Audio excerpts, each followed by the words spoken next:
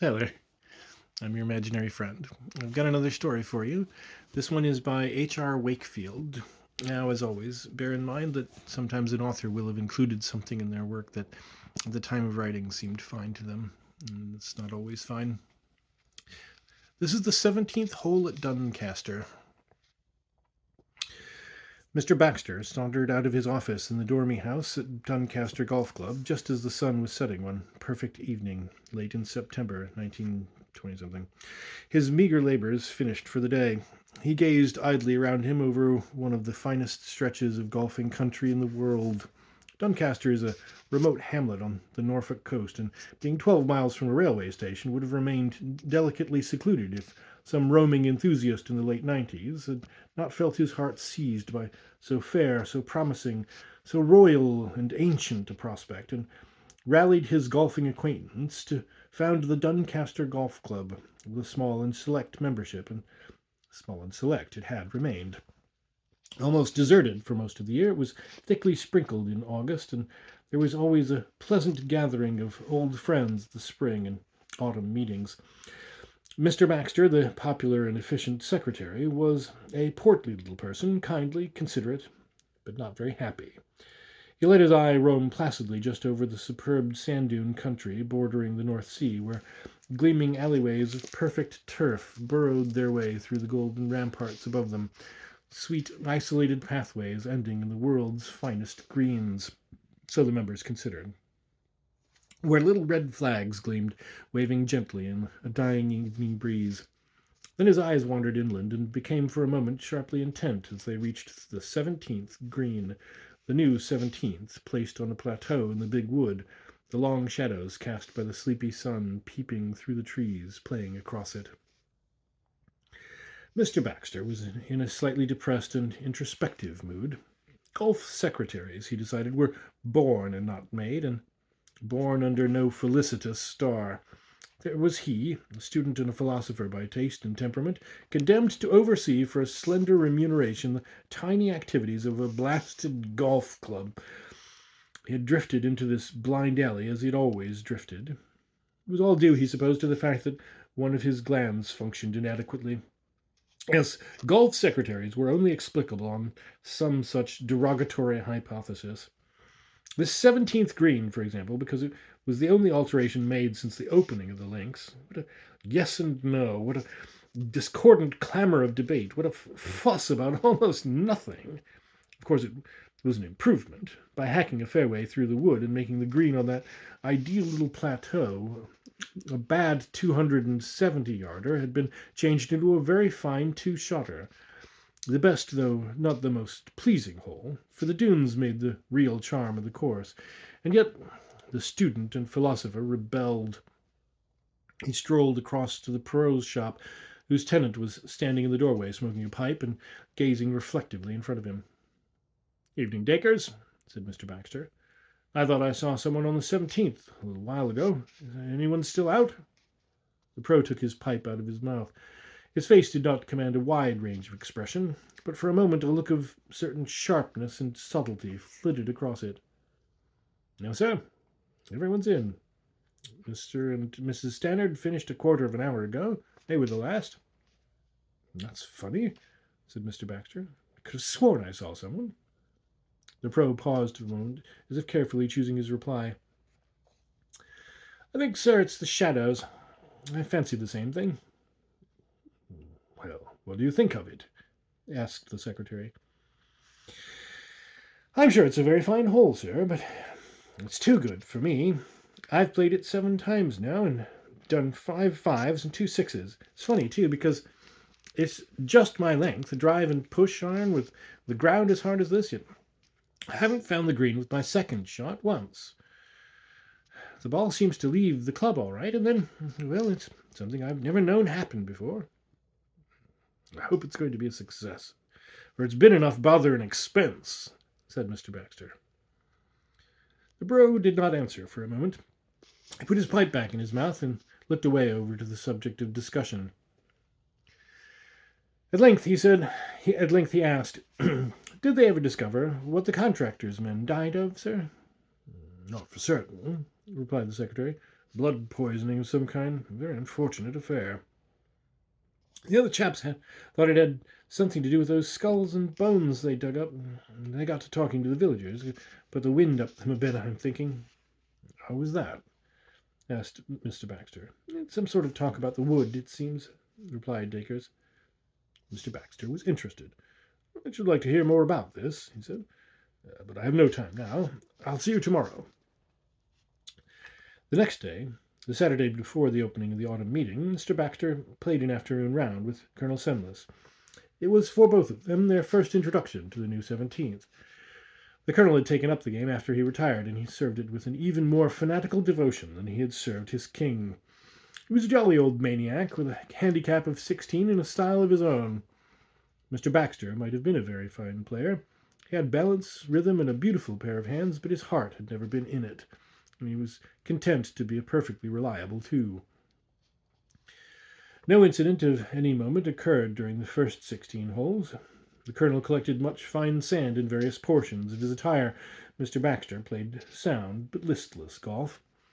When they reached the 17th tee, the wind, which had been wandering vaguely and gustily round the compass, suddenly settled down to blow half a gale from due east, and the 17th became a tiger indeed. Mr. Baxter, after a couple of nice blows dead into the wind, lay some 20 yards short of the wood, which was beginning to shout wildly in the gale. The colonel was in the rough on the right, an alliterative position he usually occupied. He played his fourth, one of the few properly struck golf shots of his existence, dead on the pin. The secretary took his number 3 iron and knew from the moment the ball left the club that he didn't want it back. It was ruled on the flag. As the colonel came up, a look of swelling pride on his rubicund visage, he remarked, "Did you see mine, Baxter? Never say again I can't play a spoon shot. You hit yours too, didn't you?" "Yes," answered the secretary, smiling. I'm inside you by a yard or two, I fancy." "I don't," said the colonel. "You'll be playing the odd stroke gone, all right." They walked together along the avenue of lurching Scotch firs and larches and climbed the bank of the plateau. "My God!" cried the colonel. "We're neither of us on. Where the Hades are we?" An exasperating search followed, which ended when the colonel found his Dunlop number 1 dozing behind a tree, and Mr. Baxter detected his number 2 in a rabbit hole. The colonel made robust use of an expletive much favoured by the gallant men he had once had the honour of commanding. Mr. Baxter quietly picked up his errant globe and walked off to the last tee. "Damn it, Baxter!" cried the colonel. "That hole meant to fight me. I felt it all the time." The secretary had played many holes with the colonel on many different courses, but had never noticed any of them displaying any Locarno spirit towards or desire to fraternize with him. But all the same, he had voiced his own thoughts. It had been a ludicrous incident, but its humour did not appeal to him particularly. Both those shots should have been by the pin, just what the pro had said. It was very curious. "I'm going to hate that hole," he thought. "There's a damn funny mark on my ball," grumbled the colonel. "I suppose it hit a tree, though I could swear it didn't. It's more like a burn. Why, there's the same thing on yours." Mr. Baxter examined them. They were funny, symmetrical little marks. They were remarkably like burns. "The wind must have caught them and blown them into the trees," he said unconvincingly. "It's rather a gloomy spot in there, and it's hard to follow the flight exactly."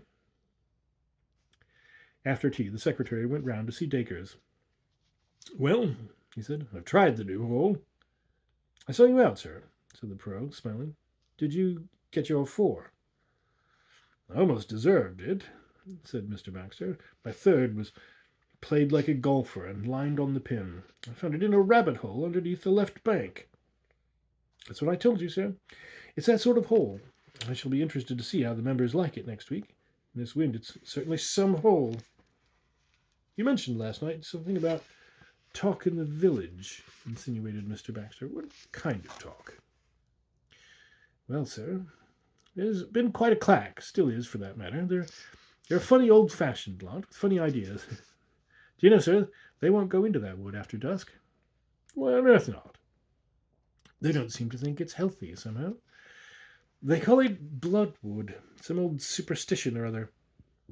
I think some of them were a bit ashamed of feeling that way till the contractor's men died, but that started them off again. It's a pretty vague sort of yarn, said their secretary musingly. Do they go into detail at all? No, sir. It's a village tradition of very old standing, I should say. They're scared of the wood. Old Jim the cobbler's father was found dead, apparently murdered in it, and there are other tales of the old times like that. Sunday was a busy day for Mr. Baxter. The Dormy house filled up steadily, and by the evening the highly satisfactory total of 44 mostly hale and slightly too hearty elderly gentlemen had assembled. The autumn meeting opened in a full easterly gale, and it was a battered and weary collection of competitors who arrived back at the clubhouse. Mr. Baxter, greeting them as they came in, found them on one subject unanimously eloquent. They one and all cherished loathing mingled with respect for the new 17th. The secretary examined their cards with curiosity. Only 1-5 was recorded. The average was 8. When young Cyril Ward, the only scratch player in the club, came in, the secretary asked him how he had fared. My ancient friend, he replied, I accomplished 17 holes in 72 strokes. Good going in this wind. My total is 80. I give you one guess as to the other hole. Oh, the 17th, I suppose. You've said it. Baxter, there's something funny about it. I hit 2 perfect shots and then took 6 more to hold it out. I'm sure of it, said the secretary, but I'm getting most remarkably sick of hearing about it. After the second round of the 36 holes stroke competition, Mr. Baxter found himself the center of one of the fiercest indignation meetings in the history of the golf game. Everyone had something to say. Eventually he was forced to promise that if at the end of the week they were still of the same opinion, he would have the old 17th restored. But, said he, all this chopping and changing will cost us a lot of money. More likely save us a bit, grumbled the protestant. I lost 3 new balls there today. Have you noticed what a stench there was coming from the back of the green? Cyril Ward went for a stroll with Mr. Baxter when the debate was over. I wish the old boys weren't so impatient, he said. That hole's beaten me badly twice, but I'd like to have many more shots at it. I shall protest strongly if they decide to change back. Look at it now. The green's like a pool of blood. Sinister but apt description, thought Mr. Baxter. The sun was setting in a wild and tortured sky, and its fiery dying rays certainly painted the 17th a sanguine hue. It's funny you should say that, he remarked. It's called bloodwood by the locals. From what I've heard of the expletives used by our worthy fellow foozlers, they certainly agree with them, laughed Ward. That night Mr. Baxter had a short but disturbing dream. He seemed to hear a deep bell tolling sullenly, and then suddenly a voice cried, Sacred to the memory of Cyril Ward, who screamed once in Bloodwood. And then came a discordant chorus of violent bestial laughter, and he awoke feeling depressed and ill at ease. This absurd business is getting on my nerves, he thought. I'm even dreaming about it. And he suddenly felt he wanted to leave Duncaster, and the sooner the better. It was too lonely and idle a life, he decided. The next day the gale continued, bringing torrents of rain with it, and there was no competition. The course was a melancholy and deserted waste. Mr. Baxter, as he worked in his office, could hear the great breakers booming beyond the dunes. About 6 the rain dwindled to a light drizzle, and Cyril Ward came in to see him, a couple of clubs under his arm. There's just enough light to let me defeat that blasted hole, he said. The swine fascinates me. Mr. Baxter found himself rather vehemently trying to persuade him otherwise. I shouldn't. It's still raining, and it will be almost dark in the wood. Oh, rot, said Ward, and presently the secretary saw him tee up and drive off. He watched him until he had almost reached the wood, and then someone called him to settle a point of bridge law. The windows of the smoking room were open, and the gale suddenly increased in fury. Mr. Baxter had just given his decision when there came a long scream of agony, shaking down the wind. He rushed to the door, the other occupants of the room hustling after him. That terrible cry had come from the wood, and they began running towards it. Suddenly, just visible in the gloom, a figure came staggering out from the wood, threw up its arms, and fell. Mr. Baxter dashed towards it as he had not run for 20 years, the others after him. Cyril Ward was lying on his back, his eyes wide, staring, and horrible, obviously dead. Amongst those who came up was the local doctor, who knelt down and made a short examination. Must be heart. I believe he had a weakness there. Poor Cyril. Mr. Baxter helped to carry the body back to the Dormy house. His burden was Cyril's left leg, a disgusting dangling thing. The memory of his dream came back to him. His nerves shook. He tried to find reassurance by telling himself that such premonitions were common enough, however inexplicable. It was decided in an informal meeting that the links should be closed the next day out of respect for the dead, but that the foursomes should be held on the Thursday. A very typically British compromise, thought Mr. Baxter. Will an inquest be necessary? He asked the doctor. I think not. It's clearly a case of heart.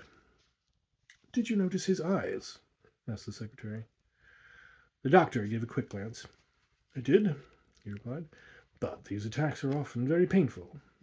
But did you notice that appalling stink coming from the wood? Yes, said the secretary shortly. Well, I should find out the cause. It can't be healthy. I will tomorrow, said Mr. Baxter. The next day he spent in his office, and never before had a sense of the futility of his occupation so swept over him, this shifting of pieces of india rubber from one spot to another. Oh, that a man should have to spend his few and gloriously potential days fussing about such banality. Perhaps he was only pitying himself. He went back to his card marking. He felt utterly weary when he went to bed and fell immediately asleep.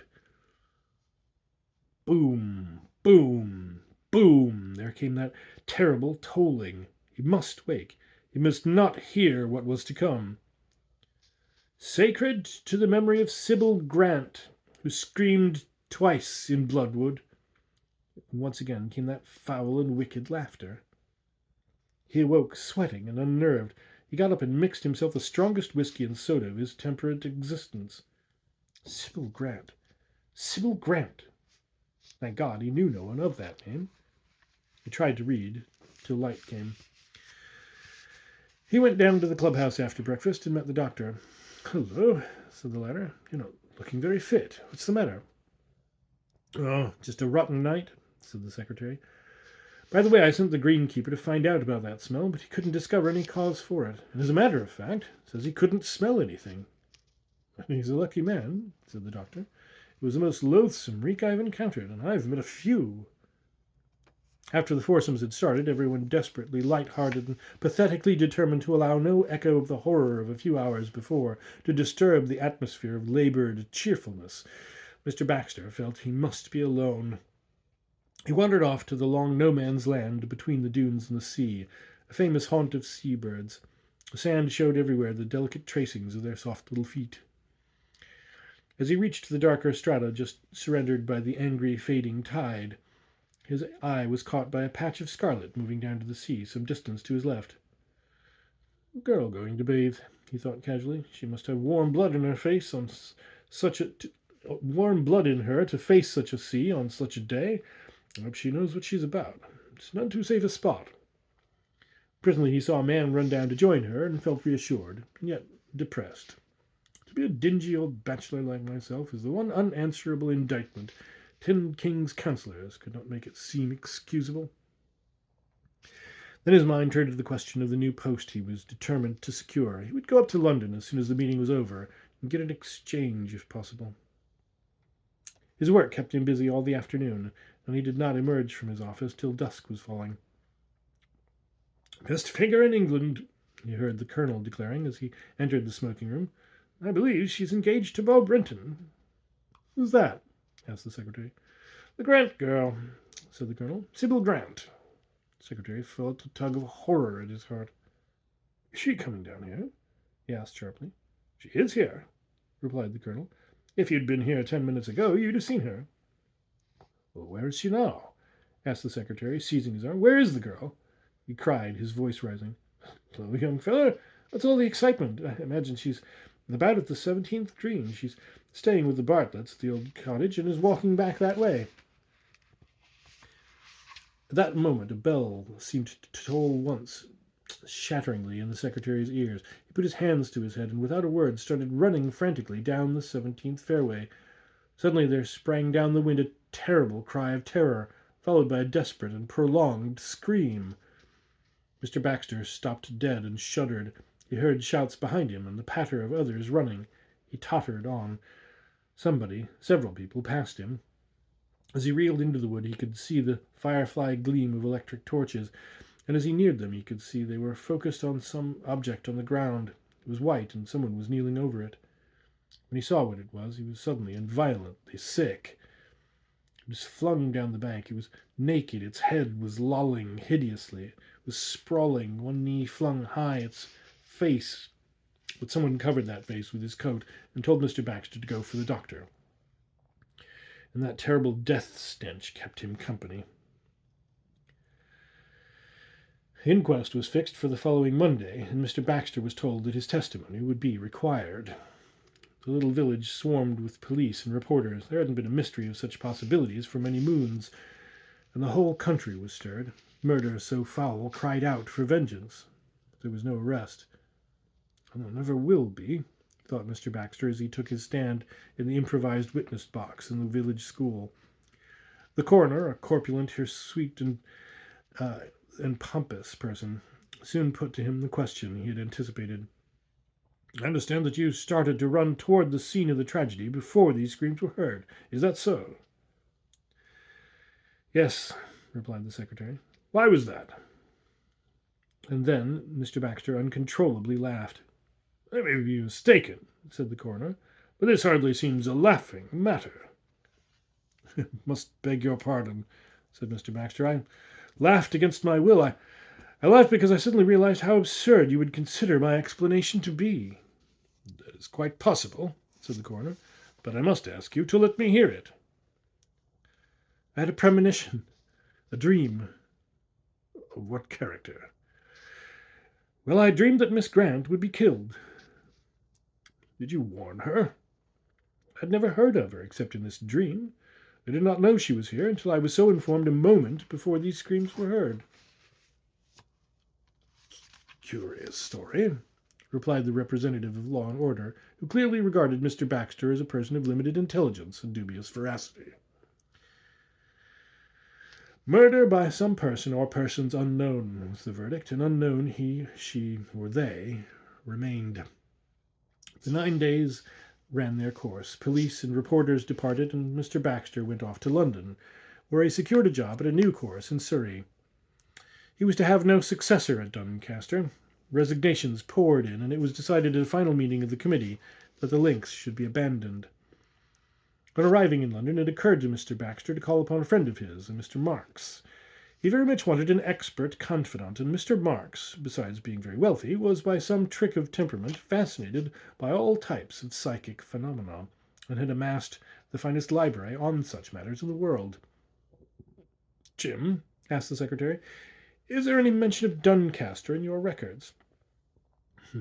"When I read about your troubles there," replied Mr. Marks, "I thought they sounded rather in the tradition, and so I looked up the history of Duncaster and was unexpectedly fortunate, for it is mentioned in a work which for the most part is deservedly forgotten, the memoirs of Simon Tyler, a peculiarly dull dog. I have them here."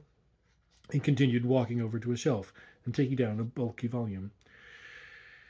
"In the year 1839, Simon took a walking tour through Norfolk and arrived at Duncaster on September 10th. He liked the look of it and decided to spend a couple of days there at the inn, the Sleeping Sentinel." "Is there still?" said Mr. Baxter.